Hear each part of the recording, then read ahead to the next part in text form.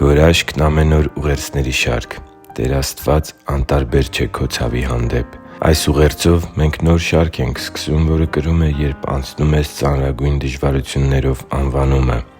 Մենք երբեմն անցնում ենք կյանքի այնպիսի դժվարություններով, որ դրանց պատճառած ցավն ու տառապանքն ուղղակի ծնկի են բերում մեզ, և մենք կքվում ենք մեր կյանքի իրավիճակների բերած ծանրագույն բեռների ներքո։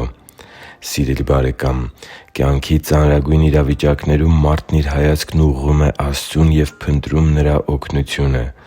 Այսօր ուզում եմ քաջալերել քեզ աստվածաշնչյան ճշմարտություններով Տեր Աստծու մասին և հատկապես քո ցավի ու տառապանքի հանդեպ Նրա ունեցած վերաբերմունքի մասին։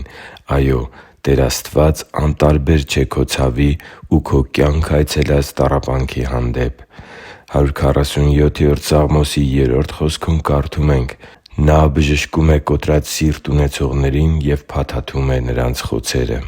Երբ անցնում ես կյանքիդ ծանրագույն իրավիճակներով, երբ սիրտդ կոտրված է և հոգիդ պատված է տարբեր վերքերով, հիշի՛ր, որ Աստված է, որ բժշկում է կոտրված սիրտ ունեցողներին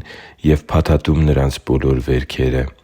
Աստված անտարբեր չէ քո ցավի հանդեպ։ Նա սիրում է քեզ և ամեն բան անում է քո ցավը թեթևացնելու և քեզ այդ ծանրագույն իրավիճակից հանելու համար։ Բ Մնացորդաց 16:9 խոսքում կարդում ենք. «Տիրոջ աչքերը դիտում են ամբողջ երկիրը, որպեսզի զորացնի նրանց, որոնք ուղիղ սրտով հարում են Իրեն»։ Աստծու համար թանկ ու սիրելի՛ զավակ, միակ անհանգստությունը, որ մենք պետք է ունենանք մեր կյանքի ծանրագույն պահերին, հետևյալն է՝ արդյոք ես ուղիղ սրտով եմ հարում Աստծուն։ Արդյոք իմ վերաբերմունքը Աստծու կամքին ու Նրա Խոսքին հնազանդության և պատվի վերաբերմունք է, թե ոչ։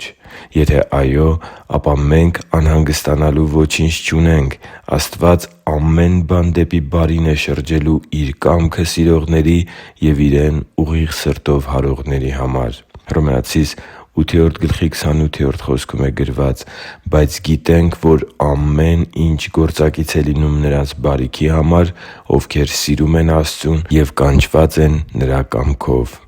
Աստված սիրում է քեզ, և Նրա սերը բորբոքված կրակի նման չի խաղաղվի, քանի դեռ չի շտկել քո հարաբերությունն Աստծու հետ։